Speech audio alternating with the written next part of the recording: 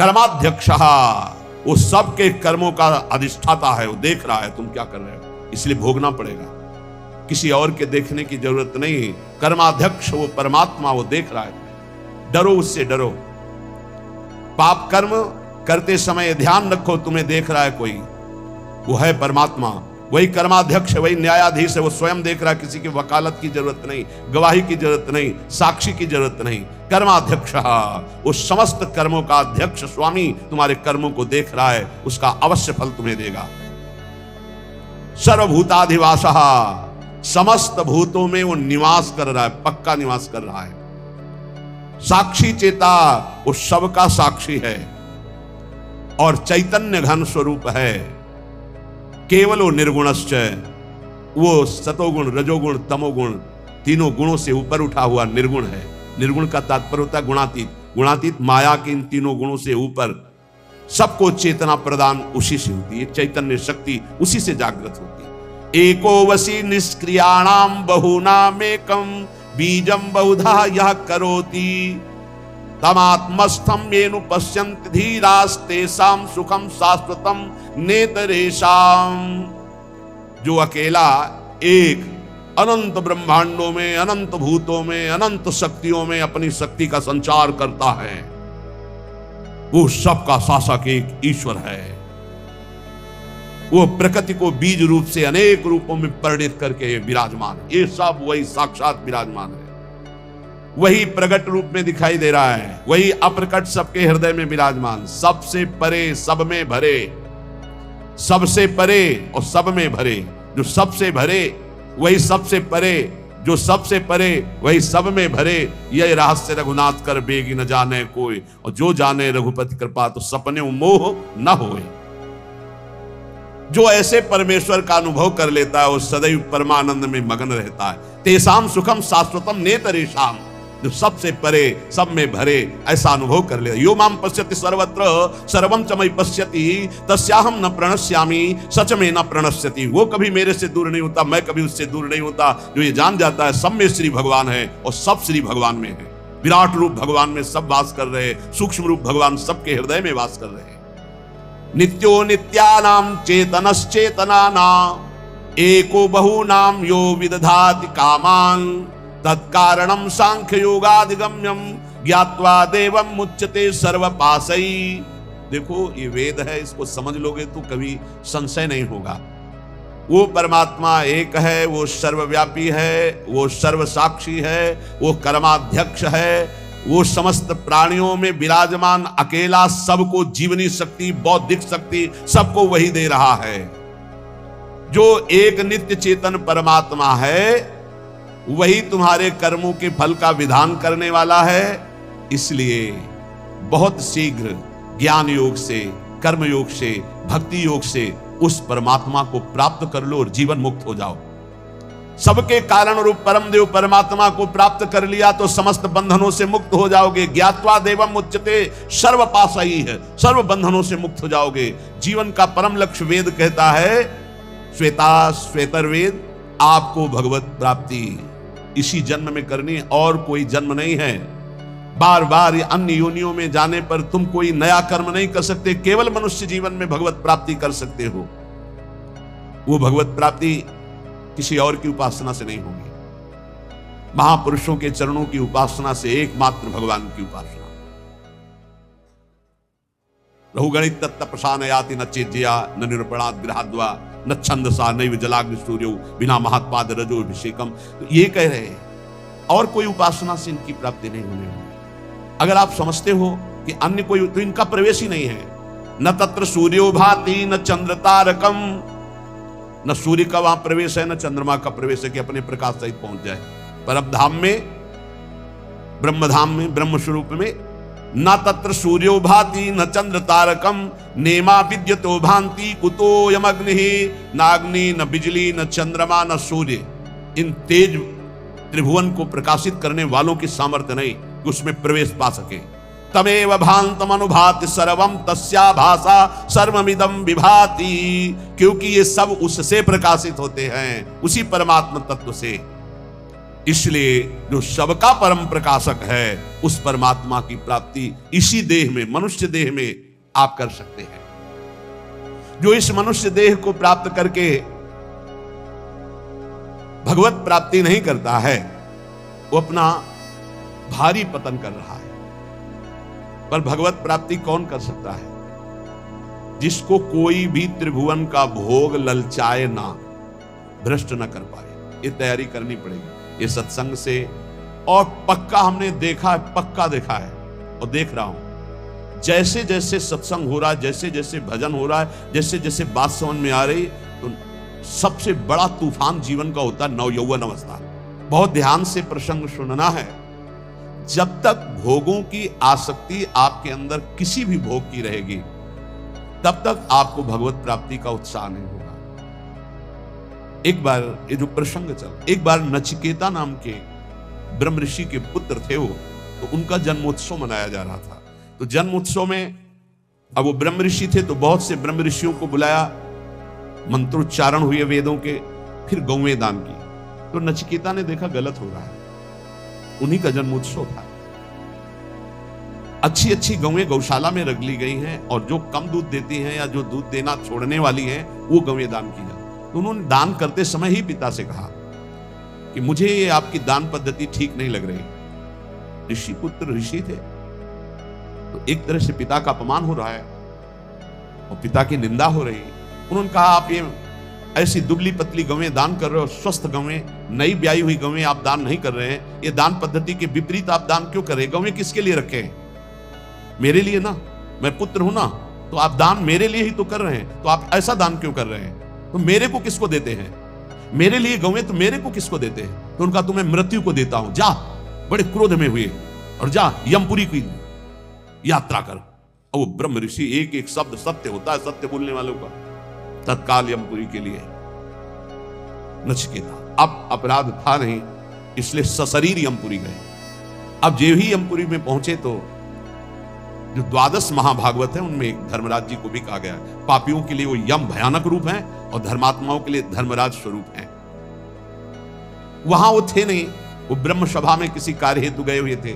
उनकी पत्नी ने आतिथ्य सत्कार करते हुए नचिकेता को वहां रखा कि जब तक धर्मराज जी नहीं आते हैं तब तक आप विराजमान रहिए। धैर्यपूर्वक वहां रहे। जब धर्मराज जी आए, उनको कुछ बताना नहीं होता, वो सर्वज्ञ है। तत्काल देखा कि हाँ, इनका कैसे आगमन हुआ, जान गए, बहुत प्रसन्न। हे ऋषि बालक, मैं तुम्हें हृदय से सम्मानित करता हूं, मेरा आतिथ्य स्वीकार करो। अर्घदान किया धर्मराज जी ने और कहा मैं तुम्हारी धर्मनिष्ठा, सत्यनिष्ठा और परम पवित्र दूसरों के प्रति सुख बुद्धि का नमस्कार पूर्वक प्रशंसा करता हूं। मैं बहुत प्रसन्न हूं, बोलो तुम क्या चाहते हो?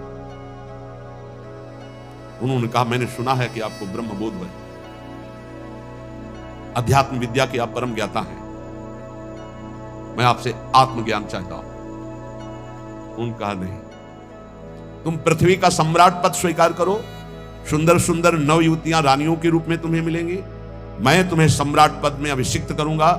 मृत्युलोक का सबसे बड़ा बलशाली, स्वस्थ रहकर हजारों वर्ष तक भोगों को भोगने वाला, चिंतित पदार्थ तत्काल उपस्थित हो जाएंगे, जो सोचोगे वही हो जाएगा, ऐसा तुम्हें आशीर्वाद देता हूं। बोले नहीं चाहिए, मुझे आत्मज्ञान चाहिए, छोड़ो। मैं तुम्हें स्वर्ग का देवराजेंद्र पद देता हूं, नवीन नवीन अप्सराएं तुम्हारी सेवा में रहेंगी, समस्त भोग वैभव देवता तुम्हारे अधीन रहेंगे, ऐसा मैं तुम्हें वरदान देता हूं। बोले नहीं चाहिए, मुझे सिर्फ आत्मबोध चाहिए, आत्मज्ञान चाहिए। क्या क्या नहीं लालच दिया। जब कोई भी बात स्वीकार नहीं का, आत्मज्ञान चाहिए, तब बोले श्रेयश्च प्रेयश्च मनुष्य में तस् तौ संपरित्य विविनक्ति धीरः श्रेयो ही धीरे भी प्रेयसो व्रणीते प्रेयो मंदो ये क्षेमात् व्रणीते। हे नचिकेता, तुम महान हो। जब कोई भगवत मार्ग में चलना चाहता है तो उसके सामने दो वस्तुएं होती है, एक श्रेय और एक प्रेय। श्रेय कहते हैं जिससे भगवत प्राप्ति होती है, प्रेय कहते हैं जिनसे भोगों की प्राप्ति होती है। दोनों सामने रखे जाते हैं। किनके? हमारे तुम्हारे ऐसे साधारण के नहीं, जिनका दृढ़ लक्ष्य बन गया भगवत प्राप्ति, अब जो भोग चाहिए वो सब मिलेगा उसको, फ्री मिलेगा, भोगो, और उत्तम भोग उसको एकांत में दिया जाएगा, भोगो।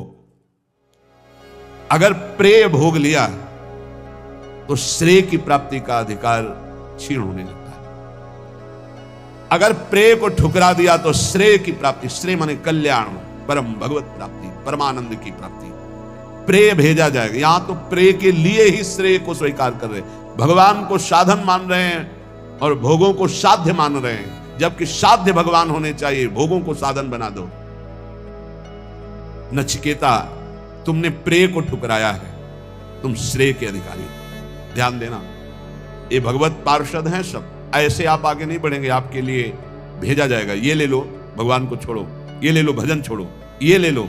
कोई वासना लेके जाओगे भरपूर, वो वासना की पूर्ति की जाएगी भजन छुटवाने के लिए। ये अंदर बैठा ये संत वाणी इसीलिए सुना रहे बड़े बड़े महापुरुषों की। प्रेय और श्रेय दोनों साधक के सामने रखे जाते हैं।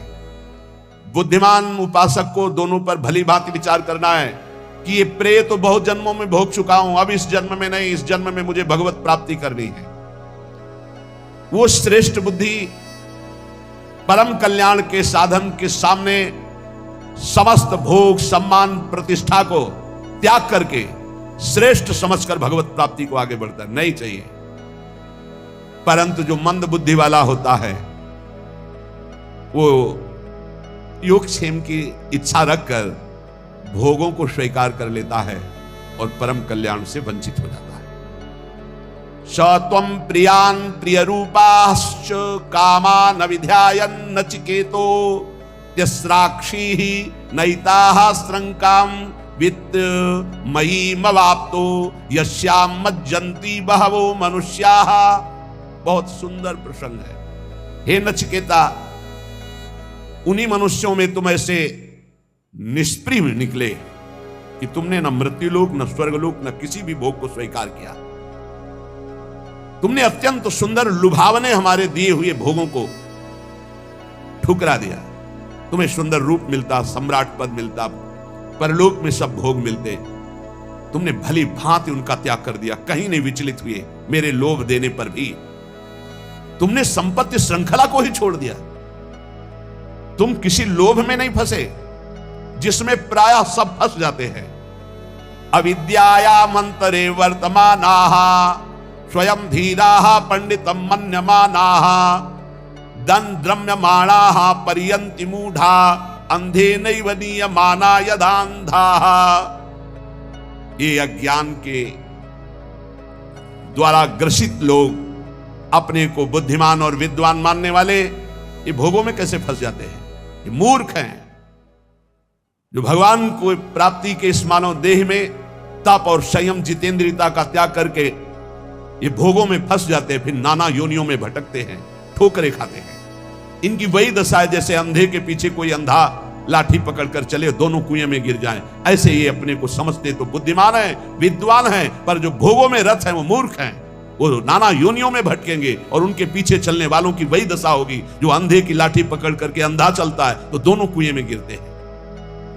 अंधे नैव नियमाना यथान्धाः न जायते म्रियते वा विपश्चिन्नायं कुतश्चिन्न बभूव कश्चित् अजो नित्यः शाश्वतोऽयं पुराणो न हन्यते हन्यमाने शरीरे।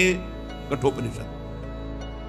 नित्य नचिकेता, तू ज्ञान स्वरूप आत्मा है।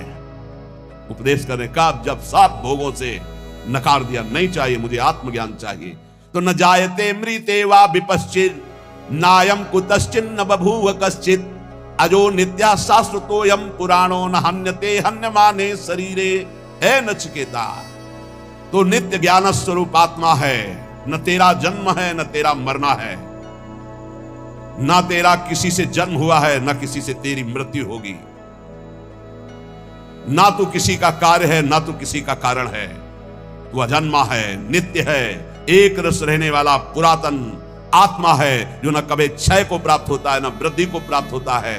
ये तेरा शरीर, ये शरीर नाशवान है, ये नष्ट हो जाएगा। तू अजन्मा है, एक रस है। नायम आत्मा प्रवचने न लभ्यो न मेधया न बहुना श्रुतेन यमे वैस वृणुते तेन लभ्यस तस्यैष आत्मा विरुणते तनुस्वाम। ये परब्रह्म परमात्म तत्व का बोध ना प्रवचन से मिलता है, ना बहुत मेधया बुद्धिमानी से मिलता है, ना बहुना श्रुतेन बहुत सुनने से मिलता है। ये जिसको वर्ण कर लेता है उसको अनुभव में आता है। वर्ण कौन? आत्मा किसको वर्ण करता है? गुरुदेव रूप से आत्मा जिसे वर्ण, आत्मा हरिवंश प्रगट परमानंद श्री हरिवंश प्रमाणमनम, जिसे गुरुदेव स्वीकार कर लेते हैं। और जब गुरुदेव उसका बोध कराते हैं तो बोले यमे वैस वृणुते ते न लभ्यस्तस्यैष आत्मा विरुणते तनुस्वाम। इसीलिए कहा मोक्ष मूलम गुरु कृपा, मंत्र मूलम गुरु वाक्यम। ये बहुत सुनने से, बहुत प्रवचन करने से, बहुत बुद्धिमान होने से आत्म तत्व का बोध नहीं होता। आत्म तत्व का बोध होता है आत्मस्वरूप गुरुदेव, जिसे स्वीकार कर लेते हैं, जो गुरुदेव की आज्ञा में चलता है उसे बोध हो जाता है। वो परमात्मा उसको स्वीकार कर लेता है, उसके हृदय में अपने आप को प्रकाशित कर देता है। मोक्ष मूलम गुरु कृपा। ना विरतो दुश्चरितान, ना शांतो ना समाहिता, ना शांत मानसो वापी प्रज्ञाने नैनमाप्नुयात्। हे नचिकेता, सूक्ष्म बुद्धि के द्वारा भी उस आत्म तत्व को नहीं जाना जा सकता, क्योंकि वो बुद्धि के जानने में आने वाला तत्व नहीं है। गोस्वामी तुलसीदास जी, राम अतर्क बुद्धि मन बानी, यह हमार मत सुनहु भवानी।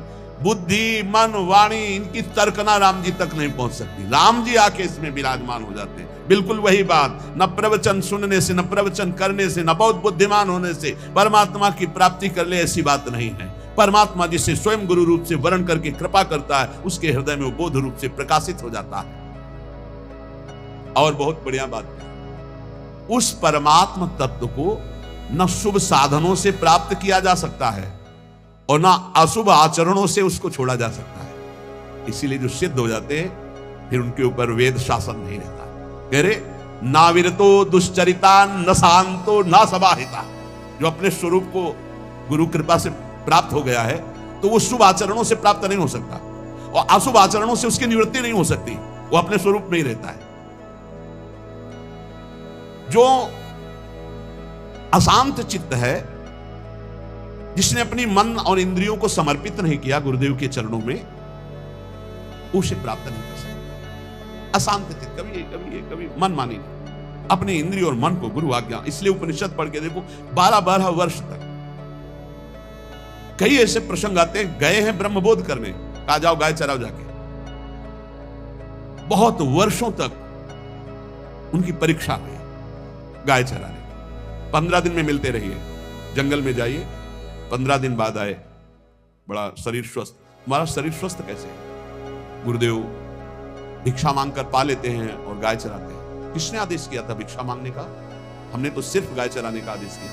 शब्दों पर गलती हुई। गुरुदेव भिक्षा मांगकर गुरुदेव को अर्पित करके उनके आदेशानुसार पाया जाता है। आपने तो बड़ा अपराध कर दिया। आगे से गुरुदेव भिक्षा नहीं मांगे, आ जाओ गाय चराओ। फिर कुछ दिनों बाद आए, फिर स्वस्थ। कैसे स्वस्थ कैसे हो? हमारी हड्डी हड्डी सूखी क्यों नहीं? गुरुदेव गाय का दूध ले लेता हूं, बहुत हजारों गाय हैं। गाय तो मेरी है, तुम्हारा अधिकार दूध पीने का कैसे? मैंने आदेश किया नहीं गुरुदेव, बिना आदेश के हमारी गायों का दूध लेना मतलब चोरी करना, यह अपराध है जी। जाओ गाय चराओ। फिर काफी दिनों बाद आए, फिर स्वस्थ कैसे हो? गुरुदेव बछड़ों से जो फेन गिरता है तो हजारों गाय में फेन चाट लेता हूं, इसलिए प्राण पोषण होता है। हमारे बछड़े बड़े दयालु हैं, तुम्हें इस दशा में देख करके वो दूध अधिक गिरा देते, फेन गिरा देते, इसलिए चाट लेते। आज से वो भी नहीं चाटोगे जी गुरुदेव। अब सब मना हो गया। एक दिन बहुत भूख लगी, आक अकौड़ा, उनको पता नहीं था कुछ जंगलों का, तो उन्होंने आक के फूल और पत्ते काफी चबा लिए। वो जहर होता है, आंखें अंधी हो गई, वो एक कुएं में गिर गए। और उन्होंने पुकारा गुरुदेव गुरुदेव गुरुदेव।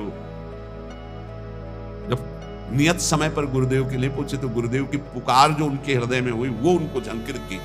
उन्होंने कहा कि खोज करो, कुछ संकट है शिष्य पर। गौएं खोजी गई तो जिस दिशा में मिली वहां आवाज लगाई गई तो एक कुआं से आवाज आ रही थी, गुरुदेव गुरुदेव। नजदीक पहुंचे, उनका बेटा तुम्हारी ये दशा कैसे हुई, कुएं में कैसे गिर गए? उनका गुरुदेव मुझे पता नहीं, मैंने किसी वृक्ष के पत्ते और फूल पा लिए।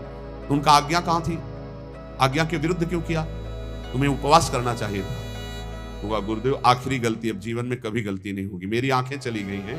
तो उनका मैं अभी मंत्र तुम्हें देता हूं, अश्वनी कुमार देवताओं के वैद्य आएंगे और तुम्हें औषधि देंगे, अभी तुम दिव्य नेत्र वाले बन जाओगे। गुरुदेव ने मंत्र उच्चारण किया, अश्वनी कुमार आ गए।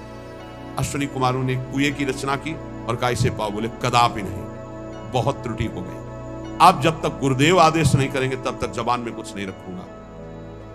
गुरुदेव ने कहा पा लीजिए, हमारी ही आज्ञा से सब हो रहा है।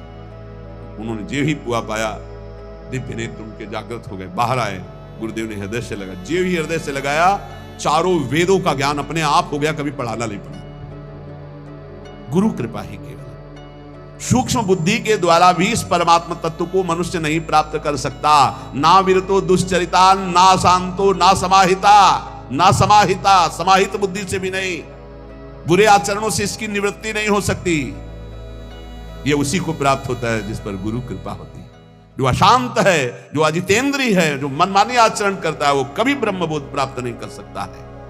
आत्मानः रथिनम विद्धि शरीरा रथ में वतु बुद्धिम तु सारथिम विद्धि मनः प्रग्रहमेव च। हे नचिकेता, तुम ऐसा समझो कि जीवात्मा रथी है, रथ का स्वामी है। शरीर ये रथ है, बुद्धि सारथी है, और इंद्रियाणि हयानाहुर विषयास्तेषु गोचरान। इंद्रियां घोड़े हैं और विषय वो रास्ता है जहां इंद्रिय रूपी घोड़े ले जाते हैं। बहुत सुंदर। इंद्रियों के घोड़ों की आत्मेन्द्रिय मनोयुक्तम भोक्त्याहुर्मनीषिणः। इंद्रियों रूपी घोड़ों की लगाम मन है। बहुत सुंदर रूपक से वर्णन कर रहे हैं। शरीर एक रथ है, इसमें बैठा हुआ रथी जीवात्मा है, इंद्रिय इसके घोड़े हैं, मन इसकी लगाम है। इन घोड़ों के चलने का रास्ता शब्द स्पर्श रूप रसगंध, ये 5 विषय हैं जिनमें मना कष्टान इंद्रियाणी प्रकृति स्थानी कर सकी। जीवात्मा जो भूला हुआ अपने स्वरूप को है, बुद्धि लगाम ढीली किए है, इंद्रिय रूपी घोड़े विषयों में भाग रहे, दुर्गति पक्का दुर्गति।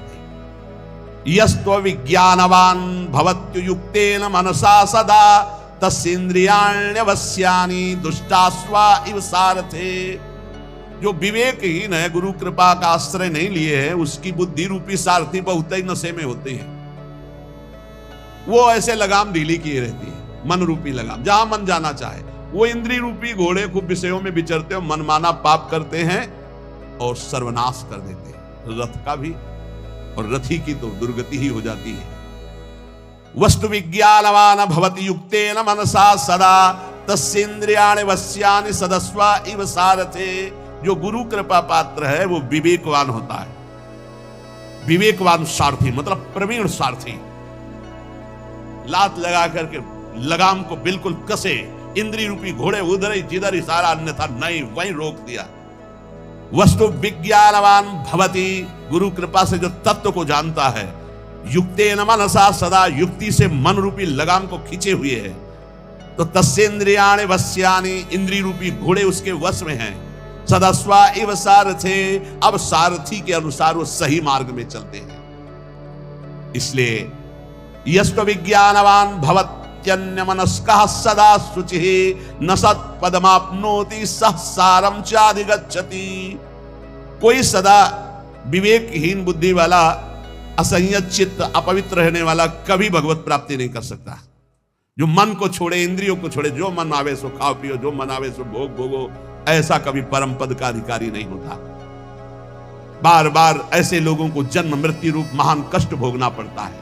हे नचिकेता, इसलिए यस्तु विज्ञानवान भवति समनस्कः सदा शुचिः सस्तु तत्पदमाप्नोति यस्मात् भूयो न जायते। जो सदैव गुरुजनों का सेवन करता है, वो सावधान बुद्धि वाला, संयत चित्त, इंद्रिय रूपी घोड़ों को अपने वश में किए हुए, पवित्र हृदय, पवित्र शरीर, वो ऐसे परम पद को प्राप्त होता है जहां जाने